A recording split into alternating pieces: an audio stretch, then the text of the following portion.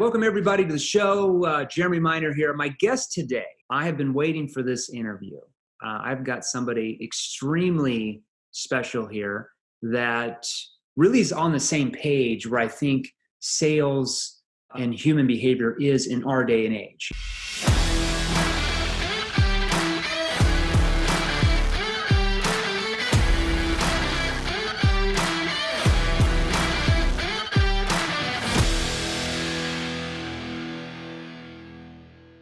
The day and age we live, not 1950, not 1970s, not 1980s, but 2020.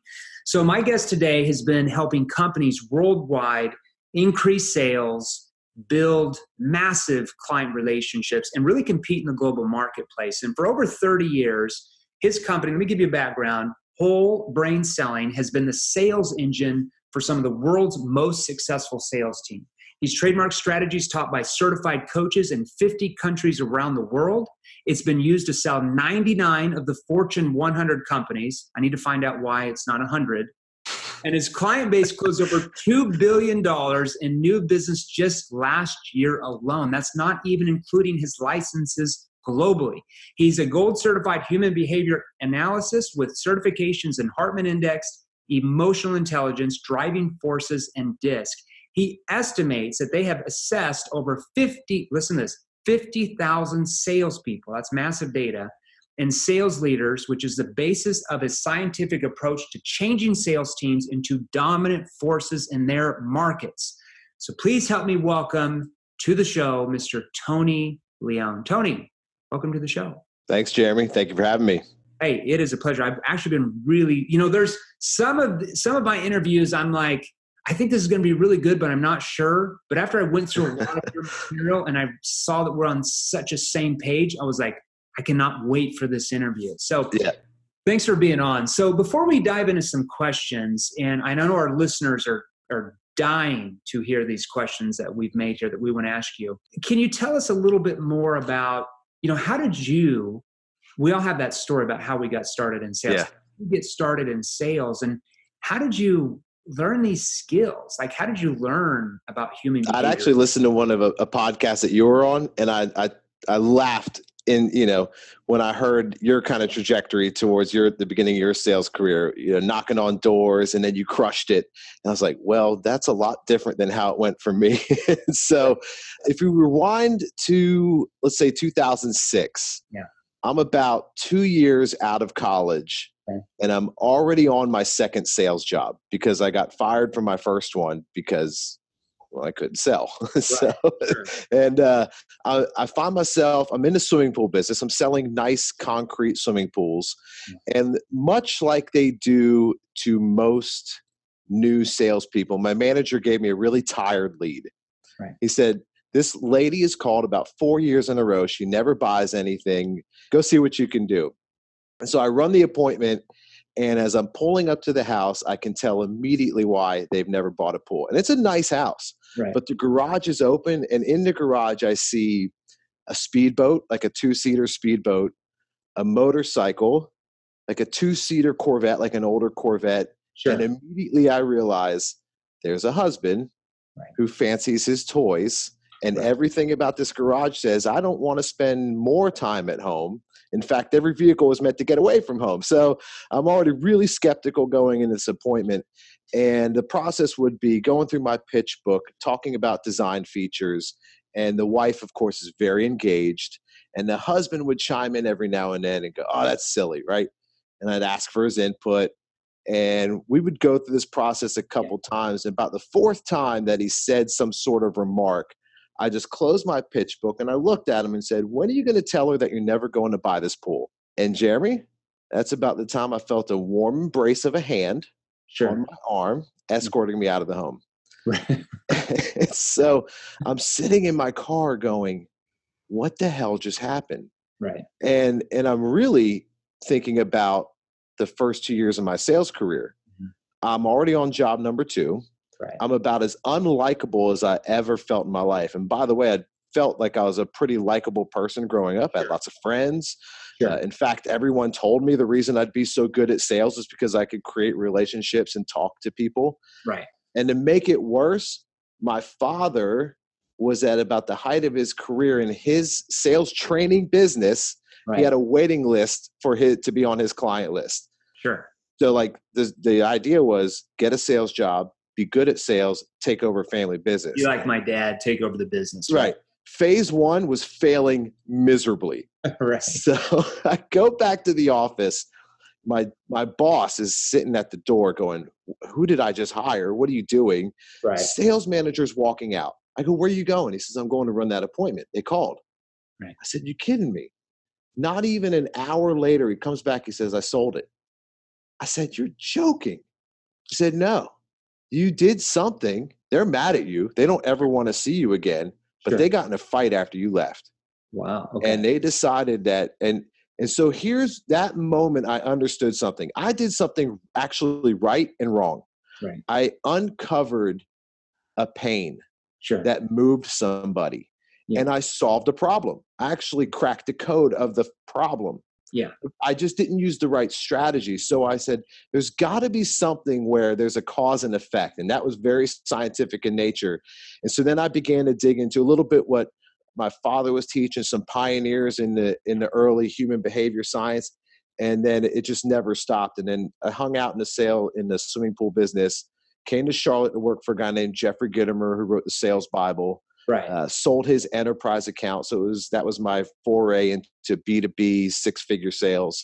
Sure. It was very successful using the same scientific approach. Right. And then it's really been history ever since, to where we've integrated to you kind of cracked that code. You kind of didn't know what you don't know what you don't know, right? Especially when you're that young in sales. It's the same thing with me. And it's you're there to humanize the sales process. But in the beginning, we're taught like all these sales techniques and closing skills and manipulate the buyer and push them into doing it. And we don't understand that certain words we use and even certain questions we ask trigger what's called sales resistance. And when we say those things, it can trigger somebody to be persuaded to what we're wanting them to be persuaded, or to not be persuaded. And you found out the hard way. I found out the hard way too when I first got into sales too. I can tell you that 100%. So I love that story. So let's do this. I want to ask you some questions that I thought would really help our listeners today with their sales process. We've got, salespeople in hundreds of different industries that listen into the show, selling many different services and products, but your training can help them no matter what they are selling. So the first question I wanted to ask you is, what advantage or what mega advantage could any salesperson have today in the market? What are your thoughts? The number one predictor of someone's success, and this started to come out in the 90s, but we just started to really measure it, is EQ, emotional intelligence. Yeah. And, prior to assessing for it and trying to uncover it, we used to just call it, well, this person has game, right? It was that person that people wanted to be around, that was intuitive to other people's issues and had extreme empathy. Yeah. And so when it came to the individual, as I look at a lot of the salespeople, the ones that have EQ, all things being equal, are really winning out. The cool thing is it's the skill, so it can be learned. So the ones that are taking the initiative to be really self-aware of who they are and their deficiencies are winning out. So it's not that they have strengths or weaknesses. It's being really aware of which ones are which and when to use them. Sure. And that's like on the B2C side or just an individual person. Yeah. If you're B2B side, it's extreme dissection of a strategies. We'll have anywhere between 30 and 50 questions that we'll run through on a big deal. Like if it's a $30 million deal, the amount of finite detail we go through to uncover every possible scenario. So it's the ones that do the work and the ones that have the EQ that are winning out. Yeah. And then you said a good point. Like when you're closing a B2C deal or B2B, it doesn't really matter. Like your questioning ability determines your success as a salesperson. And it's not just any questions. I'm not talking, when I say questions, I'm not talking about questions that are just designed to get them to say what you want them to say. Right. Those are manipulative questions. People in our day and age know, when they hear a question like that, they know, they smell it, like they smell you out like you're a salesperson trying to stuff your solution down their throat and they get defensive. So when I'm talking about questions, I'm talking about questions that bring out their emotions, right? Especially on a bigger deal because there's more risk. If I'm selling a $5 monthly magazine subscription, there's not as much risk there as if I'm selling a $30 million platform for a company. A lot more risk there. So those questions are very important to open up the person where they want to engage with you. And it brings out their emotions because the old adage is, do people base their buying decisions on logic or emotion? Right. Well, think about this. If you were just able to uncover in your questioning strategy, if someone's going to make a decision to avoid a pain or get something, would that alter your strategy? 100%. Of course. Yeah, 100%. All right. So this question I wanted to ask you, how do you view objections, or like, how do you train salespeople to get through those objections? This is going to shock some people, this answer. Yeah. We actually don't. Tell me what you mean by that. It is the least important part of the sales process. Yeah. When you get an objection at the end, and usually that comes after you ask for the business, a commitment, it's combative. Think about it. Even if you answer the objection and overcome it, you've proven that the buyer's thought process is wrong. They still don't feel good about you. Yeah. So the logically speaking, then you would want to uncover those objections early. And there's a technique to do that we teach. But when you get an objection early, it's not an objection or a barrier to a sale, it's information. Right. When you get it, and when I say early, most of my conversations, I spend 90% of my training on is literally the first appointment, possibly the first hour. And so we're searching for objections and we're searching for conversations about price before we're actually talking about the price. What's your relationship to value and price? And so by the time we get to the end of presenting a solution, especially once we pulse take some of the answers to their very specific criteria, there should be no objections. Yeah, you're right. Like we teach objection elimination. Like we teach you how to eliminate the objections before they even come in their mind. Salespeople, most people have this old adage that buyers are liars. That really irks me. Buyers are only liars because of the way you're communicating to them. That's forcing them to want to lie to you. They're not liars. They're only lying to you because what you're saying or what you're not asking them is triggering objections in their mind that then you're trying to rebut. I hate that word rebuttal because, there's this old saying, a man convinced against his will is of the same opinion still. You hit it right on the head. You can overcome their objection, but it doesn't mean they're going to buy. Right. Does that make you feel better? And they don't buy? Who cares? Of course. And it's funny you said that because we're totally on the same page there. And the reality is when it comes to what we do in sales, like we're in a sales training business, closing, like overcoming objection, sells sales training. So it's a really sexy way to put it out there in the marketplace. Yeah. And if you think about it, a buyer has reason to be guarded. Yeah. They've been taken advantage of by many salespeople in the past. So why wouldn't there be a natural guard up? And they're always going to have their defensive mechanisms up because of that. So if you're triggering even more of that, the wall just gets bigger and bigger. Bingo. Yeah, 100%. What do you think is the most pervasive issue when it comes to sales? I wanted to ask you that.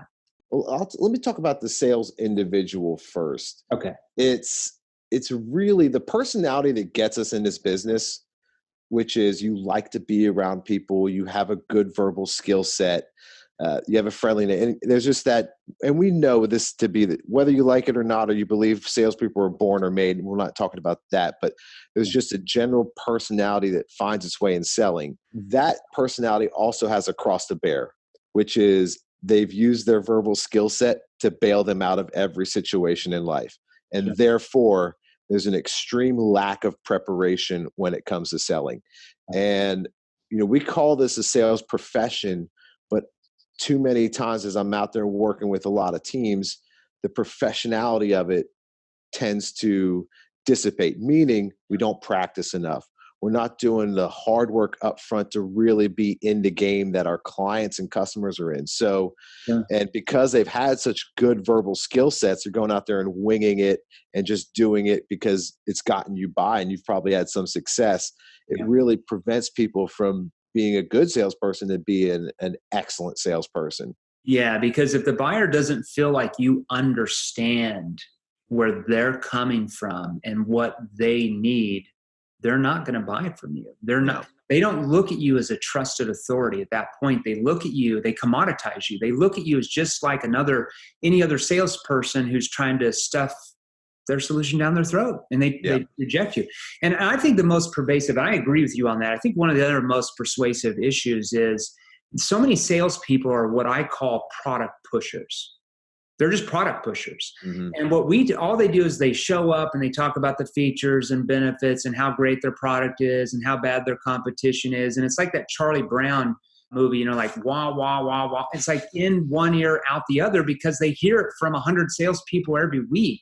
And so what we train salespeople and companies on is how to become problem finders and problem solvers. Bingo. In our day and age, it's not enough to be just good at problem solving. You now even have to be better at problem finding. And that means asking the right questions to your prospect to help them surface problems that they might not have even thought they had. Because most prospects, when we talk to them, don't know they have a problem or don't think the problem's important enough to want to solve it. So our questioning ability helps those problems go from their subconscious mind to their conscious, where it becomes urgent now for them to want to do something about it. And I think most salespeople they haven't learned that side of human behavior. They're just still out there pushing their products. And I see so many companies, even successful companies, that could be 3 times as big. I mean, we're talking Fortune 500 companies, 3-4 times as big if they just learned that skill set. Yeah, think about this. You're so right. The brain is, when I first meet you, my brain's asking 2 questions. Can I trust you and can I respect you? Right. And they're asking them in that order. The problem is, and you know this, especially for salespeople that have been in their industry for some time, are really good at actually identifying a problem and fixing it. They can walk into a situation and go, oh, there's your problem. Let me show you how to fix it. Yeah. And they believe that's what gets the credibility. Right. When in reality, it's the questions that continue to lead the customer down, futurizing some pain, the cost of not making a change 1, 2, 3 years from now is what builds your credibility. So many times what we're actually trying to do is find flaws in how you're going about making this decision. That's the real problem identification. And that's how companies and people view you as the authority figure or somebody they can trust, is by your questioning skills, because questions make you feel like you're in it for them. You're not focused on making a sale. You're focused on whether there's a sale to be made in the first place. Totally. That's all it is. 100%. Exactly. Okay, so you've got I wanted to ask you this question. You've got a lot of boots on the ground using your strategy all over the world. Mm-hmm. What are your clients doing that's working well in the market right now? You don't have to give an hour explanation, but what are a few things? They're focused on differentiation and a competitive advantage up front very early in the sales process. My customers are spending an extreme focus amount of time on the first hour of a first appointment because for a couple of reasons. It's really hard to get to economic buyers today, especially in the markets I'm working in, where we're talking about possibly up to 7 to 10 people making a decision. Sure. It's a complex sale. Right. Year long. So the opportunity to get to that economic buyer sometimes can come and go very quickly, and you were not ready for it. So always being incredibly focused on the front end of that. And so they're deploying salespeople that are just, they sound, act, and look different because, and Harvard Business Review did this study, which is what really sets the groundwork for what everyone's doing well. The human brain is categorizing you in 150 milliseconds. This is a 6-year study on Harvard Business Review. Right. And they're making lasting judgments about you in 30 minutes. So why wouldn't we front end load all of our strategy to those first 30 minutes to an hour, because it could dictate their cognitive dissonance later on, whether it's a day from now or a year from now, whether they prefer us. Because here's the reality. If a client is sending out, and I'm going to talk to the folks that are in B2B, clients or prospects sending out an RFP, they've sent it to about 3 or 4 companies, and they believe those companies can, in some way, shape, or form, deliver the solution.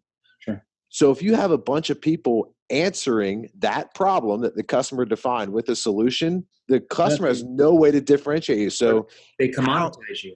Exactly. So they are totally focused on differentiation up front. And then the second part is, when we do get hired, the most successful teams have an extreme commitment to the sales strategy. So whether it would be I don't care what if you find a process that's working. Sure.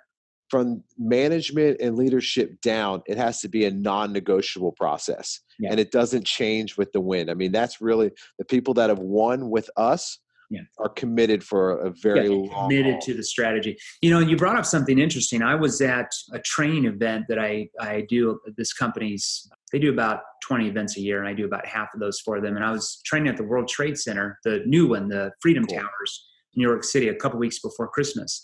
And what I did, because when I come out on stage, I don't say like, "Hi, it's Jeremy Miner. Nice to meet you. How's the weather?" That's just boring, blah. So when I come out, I walk through the crowd.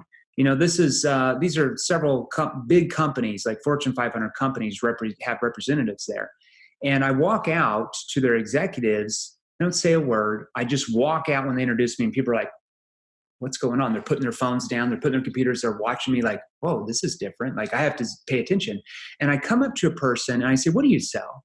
Oh, I sell, Comcast. I work for Comcast. Interesting. I'm looking for that. Tell me, why should I go with your company? And I give them the microphone, and they're like, you should go with my company because we're the best at this, and we're a $3 billion company, and we were rated number 1. And I grab the microphone, and I go to the next person. I'm like, what do you sell? Oh, interesting. You sell that.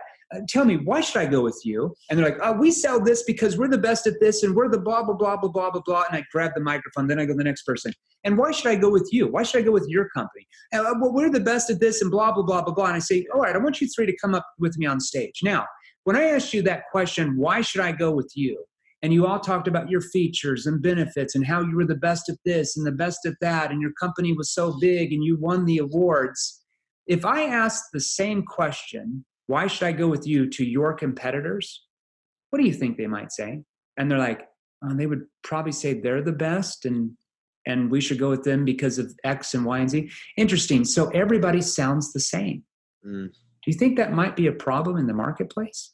And people are just like, I never thought about it, you know? So it's just like you're teaching something that's so important, because if you sound like every other single salesperson out there, you become commoditized, and all they do is lower you on price. 100%. There's nothing different. 100%. I'm curious, have you ever gotten a really good answer when you ask that question? I never have. That's scary, man. That's sad, man. It's scary. Yeah. This is a good one. How do salespeople in general, what's your advice? How do they stand out in the market? We've kind of already touched on it, so we don't have to go in deep in that, but how do they stand out in the market besides just being different? This is a simple one, man. It really is. You do what everyone else is not doing. Yeah. You do more than anyone else is not doing. But if I were to get a little granular on that, and this is what I do, like, how do I stand out? Because, and this is what I'm teaching all my people in my courses. Yeah. Is if you're reading your own stuff, like if I was reading Sales Trainer magazine or Speaker magazine, that's nice, right? That I get to know, and I feel, but I need to be reading what my customers are reading every day, right, and understand their critical business issues in the marketplace. I need to be in the game, the business game, because if I'm selling, I got a customer that sells coffee. If you can't just go out there selling cups of coffee to customers, I need to understand, how does this impact your talent attraction or retention strategy? Sure. Right? So being in the game that your industries that you're selling to are in, and knowing how to have those conversations.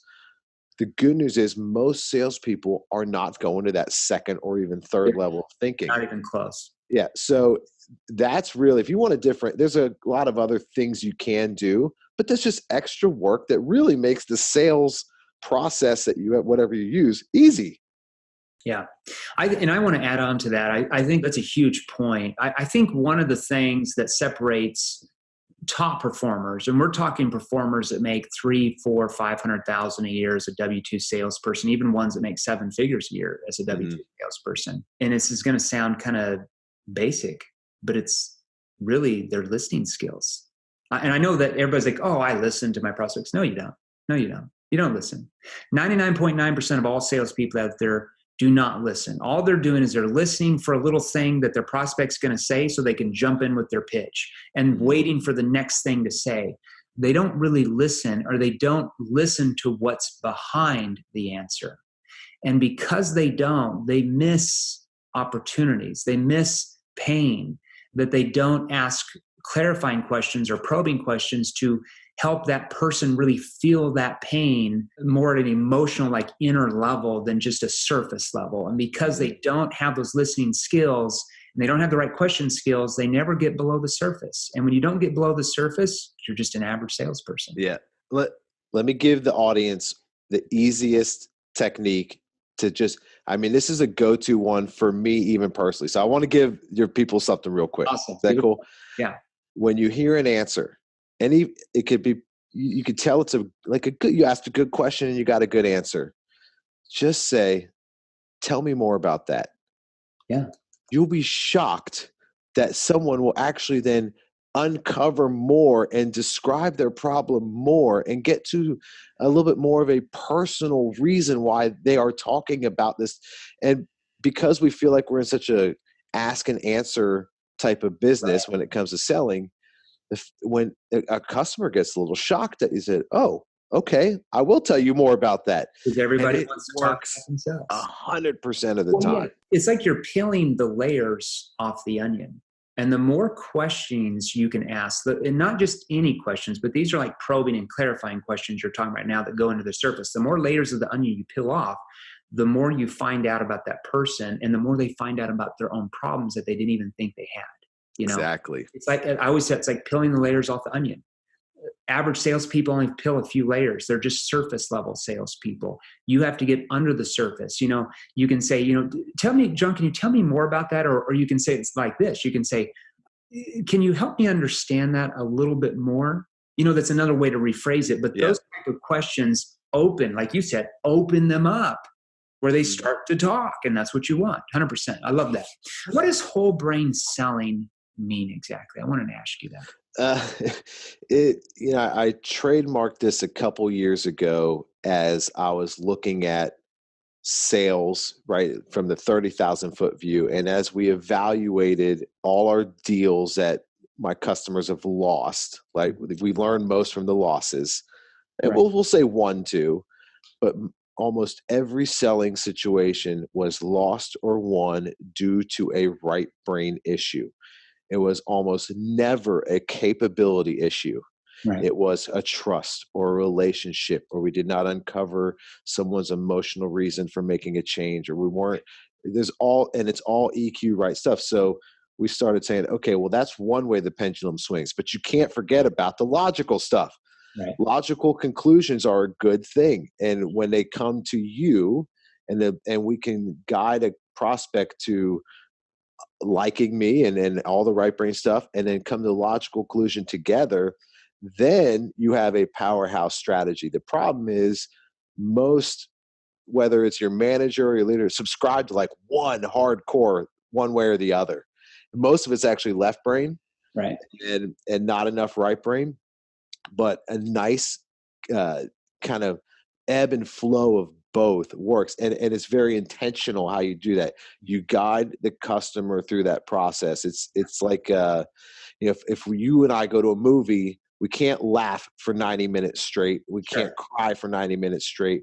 We need to be taken on a journey, and there's some intentionality. It's not a canned conversation, but it is absolutely planned how I take, and you know this being a behavioralist yourself, the brain is a powerhouse. Yeah. And if you understand how it works, you can use that to guide a customer to the answer that's best for them. Exactly. So you're guiding them. You're like a facilitator. Like I look at sales as you're the facilitator, and your questions take them through this process of self-discovery. where they're finding out, wow, I really do have these issues. I have these problems. What are the consequences going to be if I don't do anything? What's going to happen then? And it starts to open them up where they really look at you as the authority. Like, it doesn't matter if you charge more, because they look at you as the person that's going to get them results to solve their problem. People don't buy from friends, family, and people they know anymore. They buy from people who they feel are going to get them the results they want. That's who exactly. The days of buying from friends and family and stuff just because you know them, I hate to tell you guys, but those days have been long gone for a long time. They're just not here. Yep. It's not 1907, right before we were born. So I wanted to ask you this. Like, this is an important question. We train a lot about this when we train on really the psychology behind what we call the new model of selling. But what do you think the difference is between selling maybe 20, 30 years ago, 80s, 90s, even early 2000s, compared to selling today? I've thought about this a lot from a sales family. Well, for us, right? For you who knocked on doors, how long ago was that, by the way? How many years ago? That was in like 2000 to like 2005, I think. Okay. Were people still opening doors? They were some. I think sometimes they weren't. It started to fall off a little bit. Yeah, I think it was starting to fall off for sure. Yes. Like, let's just say then 30 years ago, people opened doors. That was like first difference, right? But now there's a couple things. So like on the B2C side, your buyer is so well informed. Yeah. And we know that. I'm not giving anybody new information. Yeah. So our ability to challenge that they actually have the correct data to make a really good decision is the right strategy. Yeah. So that's the big difference. You have to be so much more. And the other thing is, and this bleeds over to B2B or B2C, with customers being more informed, salespeople are better. There are sales people and teams are getting better. They're well trained. There's some really high level individuals in our profession. Right. So you have to increase your own skill sets at even a higher level than that. And so whether it was harder or easier, that can be all kinds of debatable. I really like having access to a lot of information before I go into a buyer. So I think that part's easier. Yeah. But there's no doubt that you have to be exceptionally well-trained and have a higher skill level than you ever had to have before. Yeah, for sure. And it's really simple to understand why this has changed. Like, we teach about this all the time when I do events. Like 20 plus years ago, what was the bridge between the company and the consumer? It was, of course, you, the salesperson. Mm-hmm. The company would send the salesperson in to educate the public about what they were selling. And besides TV and radio, maybe a magazine, that's primarily the way you would learn about a company's products or services. But in our day and age, like you said, with the power of technology, the ease of the internet, especially social media, we live in a completely different era. The consumer already knows about your company. They already know about your products, your services, your pricing, who your competitors are, how long you've been in business. They know everything about you by simply doing a Google search, even on their freaking phone. Mm-hmm. And because of that newfound power, they'll no longer be manipulated or pressured by pushy salespeople, because they know they have many choices to choose the exact product or service that you sell. 100%. That's a great point. I never actually thought of it that way, right? So 20, 30 years ago, the prospect relied on the salesperson. Well, they would pick up the phone when you call. Right. So innately, the reliance is on you. You got that gift 20 or 30 years ago. I'm calling you, and you have to then tell me. Now we have to create that reliance on us. And that is a much different way of thinking about the strategy. The scary thing about it, I read this, I can't remember if this is an Entrepreneur magazine or somewhere, maybe Forbes or something, but they said the average salesperson in North America spends less than $50 a year on sales training. That's terrible, man. And that's why they don't make any money. They wonder why they struggle, because they don't know the right skills. They're not, even if you have good skills and you're making sales, if you're, our model, what we always train people is what we always ask, is sales something you did, or not? Like, is training something you did, or is training something that you do? Training is always something you do. Like Tiger Woods has a professional hitting coach that he still learns from. It's not like he got really good and then I don't need to learn anything else. Like, I'm good. If you don't keep learning, especially in this profession, Right. you're not going to make that much money. Yeah, totally. Yeah, 100%. All right. So with buyers being so well informed that we just kind of talked about that, Mhm. what do salespeople need to do differently now? Just something you think, just one thing. What do you think they need to be Well, doing? the first thing I would do is get it back to, do you know your EQ? Yeah. Right. And there's enough information out there where you can take assessments or read up on it, because back to how we opened, if it was to go back to the one differentiator, Maya Angelou said it the best, and I've never heard it said better. People very rarely remember what you said. They always remember how you made them feel. 100%. And that lasts all the way till you ask for the commitment and the money Yep. in exchange of value and trust. That's what handing over money is for a service, is an exchange of trust. Again, right brain. So first thing I would do is measure honestly my ability and put it on paper. Yeah. And then, because EQ is a skill set and it can be learned and improved, Yeah. take action items on where I am deficient. And then, because EQ is a measure of where we are on a year-to-year basis, I say, take a pulse on it every year, because things can come up where, you know, we all have challenges and issues in our lives that come in. So I would always encourage, if you did it, don't just say that's the baseline and that's what it is forever. Yeah. Certainly traject down that path. I mean, I'm such a big believer in it, because it's helped me and brought me so much prosperity that it's a no-brainer.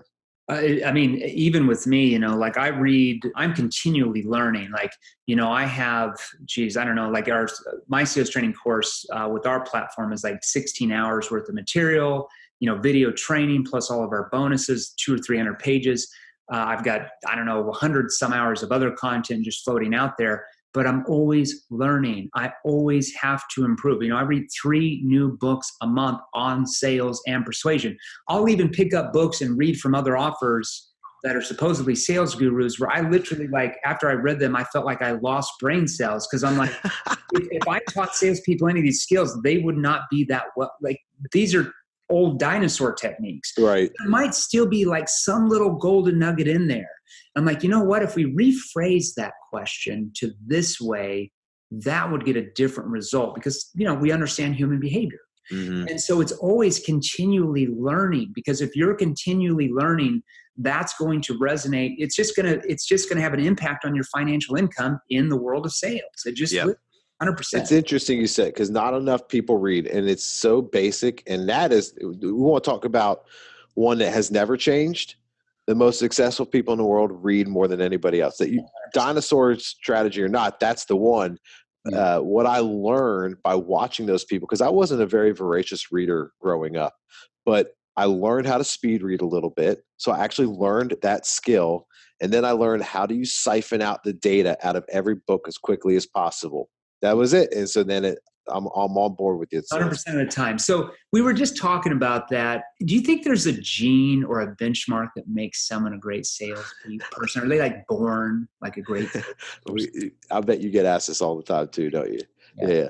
So the answer is yes and no, right? There is data shows over those 50,000 assessments that there is a personality that trends towards being successful in selling. Mm-hmm. But there's also 1% that are successful in selling of a certain personality type. It's just who has the ability to adapt in the moment on a per customer basis, on the fly, as soon as they meet someone, and adjust how we're having that conversation. Yeah. So yes, is there a personality that gravitates? Of course. But because sales innately is a skill-based profession, any skill can be learned. So like we talk about skill versus talent. I demonstrated early that my talent was trending me towards failure in sales. Right. Because I was relying on those talents. My talents are, I have good verbal skill sets. I can speak well. I'm a professional speaker, right?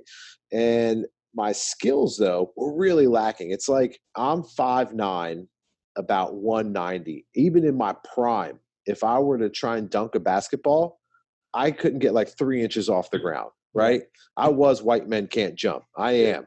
Right. And so LeBron James can coach me for a year on how to dunk a basketball. it is not going to happen. Not going to happen. That's talent.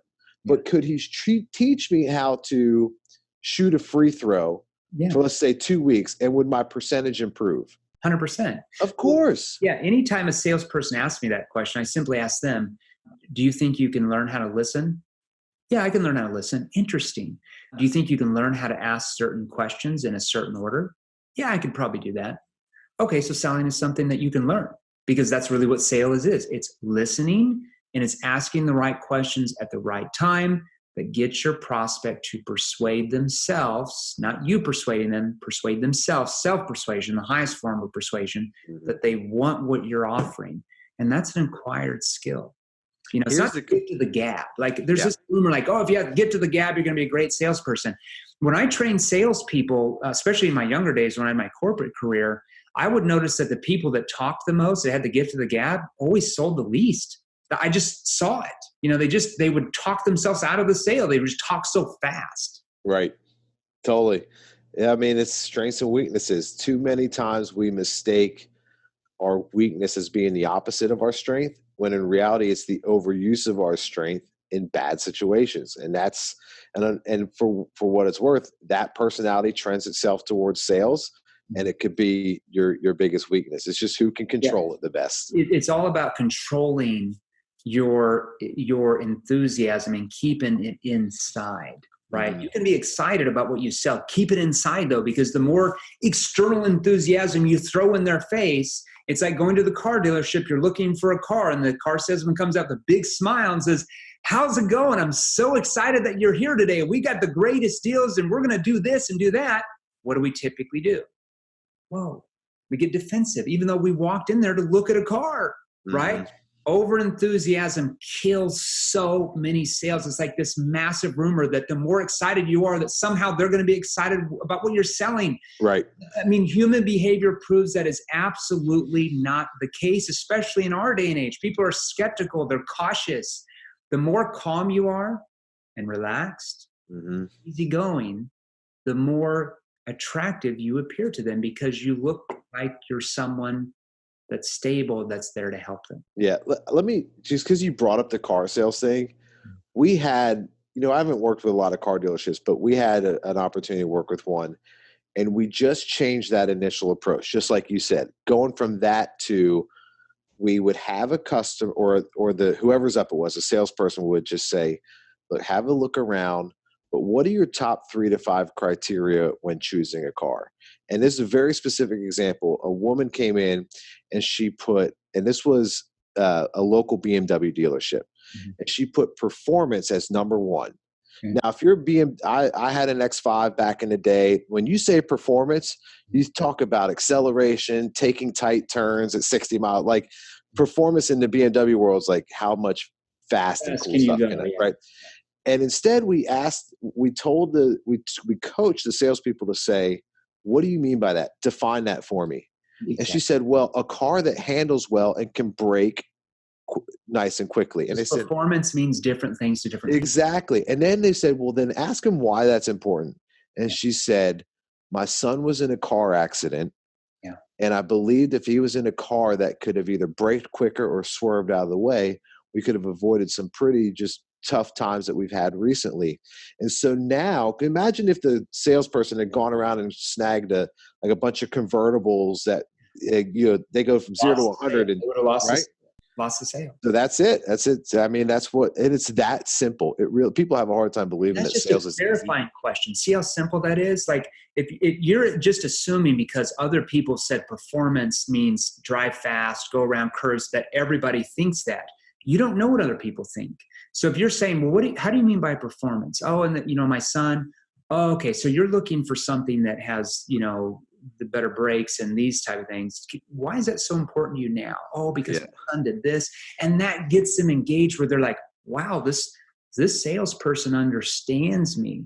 And they're going to buy from you every time because no other salesperson's doing that to them. Of course. Well, the closing question totally changes, right? It says, instead of, hey, buy this car, here's the terms. It says, so you don't have to worry about any of your family members on the road anymore. This is the car for you. Yeah. Totally different ballgame. Yeah. Or something like, do you feel like this could be the answer for you and your family? Exactly. Well, yeah, of course. Why do you feel like it is though? Well, because, and they're persuading themselves even more why they want it. How does science play a role in effective selling? Well, it's really just that, isn't it? I mean, we talked about it a little bit earlier. Can I uncover if someone wants to avoid a problem or get a result?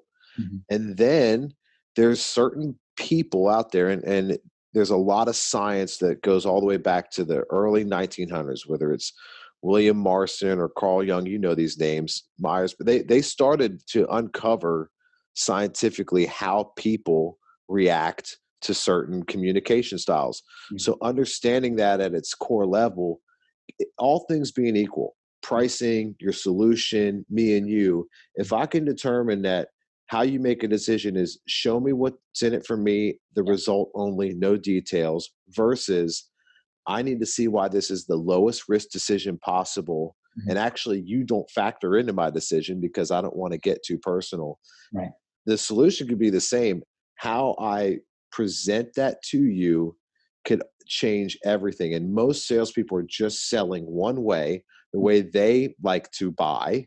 Yeah. And if you just coach how to adjust that approach, you're then 50% more likely to win because you're at least trying to adjust based on your behavior. And I think most salespeople, they're trained by their company or some old sales, I call them the old sales gurus. I don't mean to make fun. It's just they learned how to sell back in the 60s and 70s and 80s. Selling's completely different now, right? They're not in the trenches now. So I think so many people just believe that. And I think most people are uncomfortable selling that way.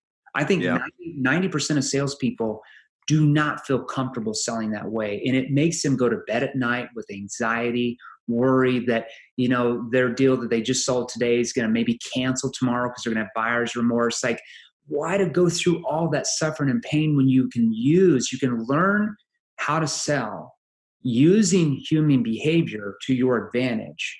Whereas most salespeople, because of the way they've been taught from traditional programs, are using it as a disadvantage. They're going against human behavior by using those old school techniques. So it's like they're fighting an uphill battle, and it's like this push-pull dynamic where they're pushing, and the customer's pushing back. Right. I want to ask certain questions where the customer pulls us in. And that's where you succeed in sales. That's where you make 200 grand a year, 300, 400, 500, 7 figures a year. When I was a salesperson in 3 different industries, and I'll be quick, but I averaged over 2.5 million in 3 different industries as a W-2 salesperson. Wow. Okay. In those 3 industries, nobody had ever made more than 350 or 400 grand a year. These are more complex sales. And so when I came in, they're like, what is he doing? Does he have the secret leads, or like there's just the company owner just giving him all this stuff? What happened? No, it was just the questions I was asking the prospects. Nice. That's all it was. And when they found out, they're just like, what? They were like pushing. I'm asking questions to get them to pull me in. And once they pull you in, it's over. The decisions are. I love to hear you say that because, you asked the question earlier, what's the most pervasive issue? Mm-hmm. Actually, as you're talking, is do people believe they can make a lot of money doing what they're doing? And this is why sales is the best profession in the world, in my opinion. Yeah. And I love it. And it will always be near and dear to my heart. Yeah. Is because you could take the skill anywhere. So if you're somebody that then believes you can make $1 million, go find the product that will pay you $1 million in commission to sell it. And the skills will actually not change. It's the best feeling in the world. Yeah. We're recession resilient. It is the best feeling in the world. And I see so many salespeople that sell with like traditional selling, and they might sell insurance and then they change over to selling, home security, and they can't do it. They can't switch industries because how they're selling is not duplicatable. It's not working with human behaviors. They're just talking and have a good pitch. And then they try to do that with some other product or service in a different industry, and they completely fail.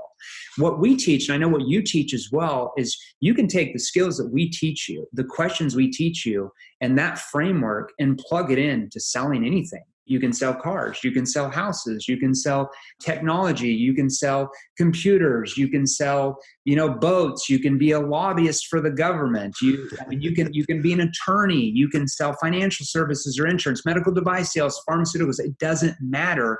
It's the same structure. It's the same sales structure.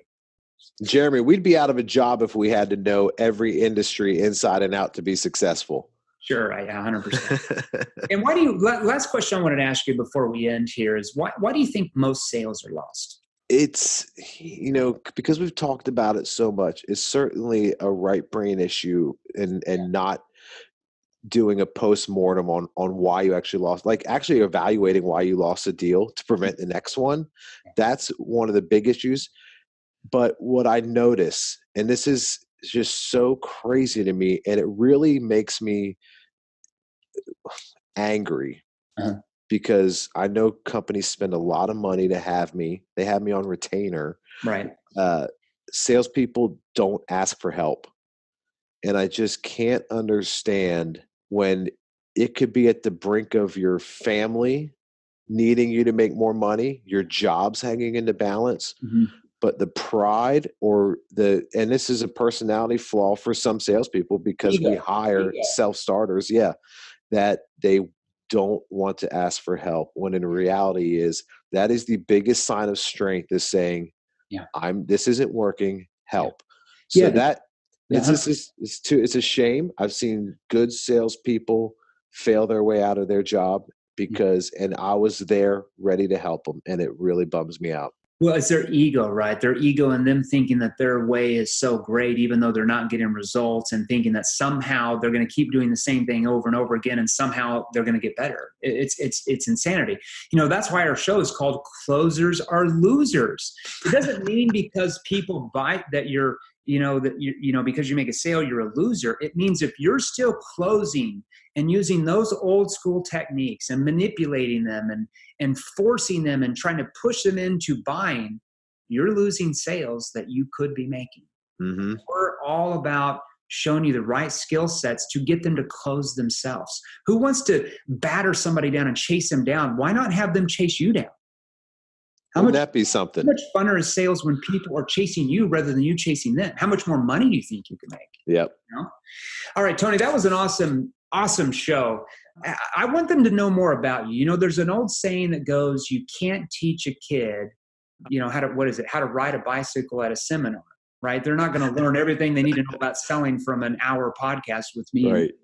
Especially the specifics. So where do they need to go to learn more about your training? Like, where would you like to direct them after they get off the show today? Yeah. Where do they need to go?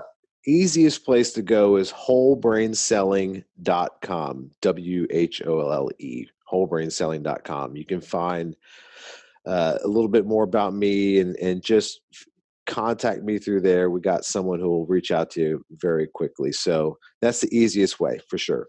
Okay, Tony. Pleasure. I always enjoy someone that understands the sales ball game in our day and age, who understands human behavior and knows how to train salespeople to use human behavior to their advantage rather than go against it. Pleasure having you on. All right, my man, we will see you soon. Thanks for being on the show. I appreciate it, Jeremy. Now, if you're serious about joining the top 1%, I mean the top 1%, and you want to experience more training content just like this, click the links right over there. Right over there, they're exactly what you need to see next. You see, I release new episodes featuring top salespeople and sales authorities, multiple six-figure, high six-figure, even seven-figure earners. And if you're new here, do yourself a favor and smash that subscribe button right below, and join our new Facebook group, Sales Revolution. You see, it's free, and there's a link in the description below just for you. We put it there for you. Finally, I make posts on Facebook and Instagram each and every day with more tips and training. So be sure and follow me and turn on your notifications. So make a comment in the first 7 minutes to any of my latest posts, share this episode, and there's a very real chance that you're gonna win some killer prizes. And here's the thing, don't sit on the sidelines. Don't be like everyone else. Get into the game. Join the sales revolution. Stay active, get involved, learn the right skills, and we will show you how to take your life and income to a level that most only dream about.